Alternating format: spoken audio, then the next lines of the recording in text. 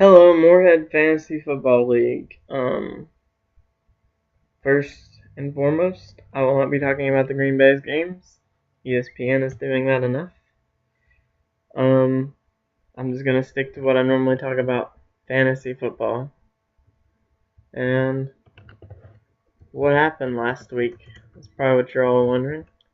Malinator got beat. What? How does that happen? Your guess is as good as mine.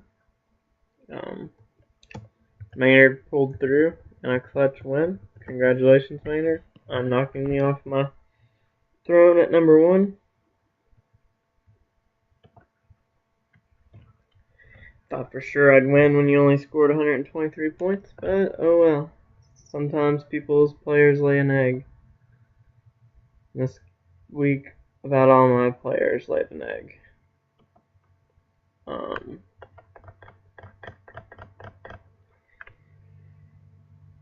I watched Kasky's video, and one comment stuck out the most to me. Well, two really did. Charlie corrected the one about, because Charlie always says I'm the Rex Grossman of the league or whatever.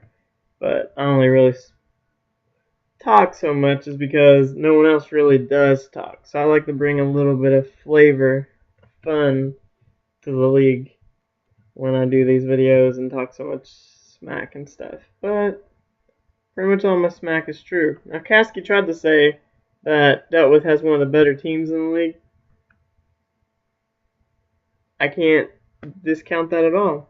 But what he tried to say is that I was wrong in saying that he didn't have the worst draft, which I tied him to Barker. But let's look at the draft before we say that I'm wrong about him having the worst draft. Okay, let's just go to Action Jackson's team. First pick, the 11th overall, Dez Bryant. Okay, that's a solid pick, Dez Bryant. Good wide receiver, had a lot of potential coming in this year. Second pick, number 2 in the 4th round. So this is the 14th overall pick in the draft after all the keepers and stuff. San Francisco's defense. He picked a defense in the 2nd round. A defense. And if you're going to tell me that doesn't add potential to being one of the worst drafters ever, when I'm pretty sure he could have picked him in the next round, if not the one after that even. I don't know what you're thinking if you don't consider that one of the worst drafters ever.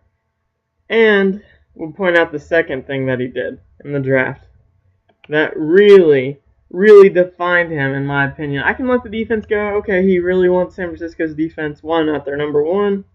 Rankings and stuff, I mean, defense is always flex anyway, so whatever. I thought it's a dumb choice to me personally. But worst draft in the league goes to him because he did not draft a second starting quarterback in the NFL. Did not draft a second starting quarterback in the NFL. Did not draft a second starting quarterback in the NFL in our 2-quarterback league where 2 quarterbacks is your main source of points. He was the only team that did not do that. So one position, which is one of the highest scoring, is the highest scoring position that we have, did not draft a quarterback. Did not draft that player. He drafted some second string quarterback. I can't even remember who it was. Maybe it was like Matt Flynn, or maybe that was Dealt With. Looking over it real quick, just trying to find out. Yeah, he drafted Matt Flynn. Okay. So Kasky, he didn't have the worst draft? Because I don't know who did if he didn't.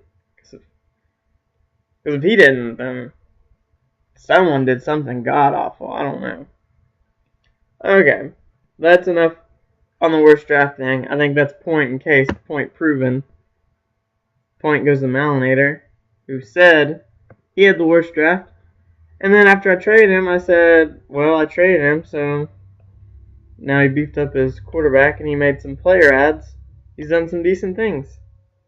Never did I say that he has a god-awful team. And I have all video evidence, too. So, I just said worst draft. Worst draft goes to Action Jackson. Still stand behind that. ESPN Draft Day projections in our league stands with me on that. You can just go to the league page, go to projections, and Draft Day projections right there. Oh, who's at 12th place in Draft Day projections? Action Jackson. So, ta-da. Oh, who got second place? Oh, Jordan Barker. Wait, no, I lied. Jordan Barker did not get second in the Draft Day projections. Goose did. Okay, my bad. Those were my two projections, though. That were my two picks. Action Jackson just happened to be a coincidence on that. Barker, I was hoping would be second, but tough luck to me. Whatever. But anyways, Charlie made a comment on Facebook that I also wanted to talk about. He said, Malin is the Jets Rex Ryan, not the Patriots, by the way. My gut told me to play Wilson over Newton. Would have won by one wildness. I'm just going to start saying I should play this player over this player every time, so I can say stuff like that too if I lose by just a few points. But the comment I want to talk about, oh well, come week 10-11, we'll all be jumbled up fighting for positions. Yes, you all will. And I will be back at top. I may be down 5th place, but I am not out. By no means at all.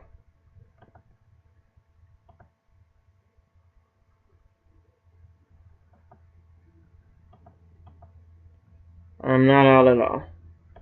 I'm having a little bit of a slump. I still got CJ Spiller's hurt, but I still have my starting running back that I've wanted all along, who has been solid, Doug Martin. Not amazing. Not a CJ Spiller amazing. But he's been solid, so I still have him. Wide receiver core still has not produced at the level that I'd like yet. But they're getting there. Kenny Britt got 50 points. Michael Finley had a solid one. I don't know what Sidney Rice ended up with, but I didn't start him. He only had 2, so good thing I didn't start him. But he's the starting wide receiver there.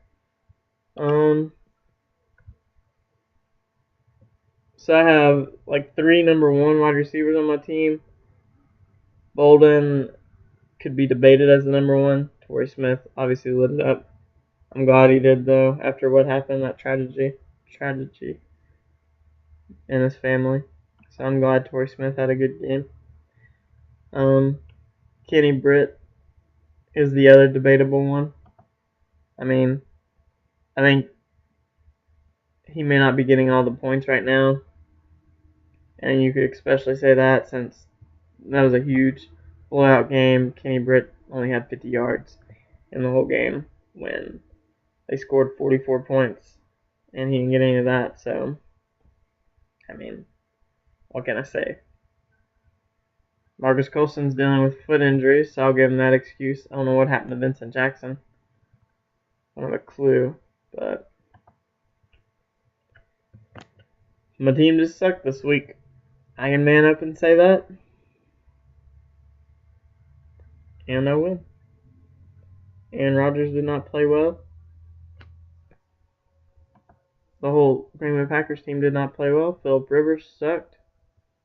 Only player who did good was Ray Rice. So at least I have that. I have the core still there. Now if Aaron Rodgers can step it up and Rivers can step it up, which they will. They will. This next week I'll win, no doubt. I'm playing against Begley. Yeah, that's a win. Guaranteed win. And you can book it. But anyways, that's all I have to say about this week. If you have any questions about the Packers game, just go to ESPN. You'll get all of them answered. Or even Packers website. They posted the official rule. We had some debates here at the house, but I ultimately agree with the people debating it on TV, especially with what their official rule says. And I'll talk to you all later. Bye.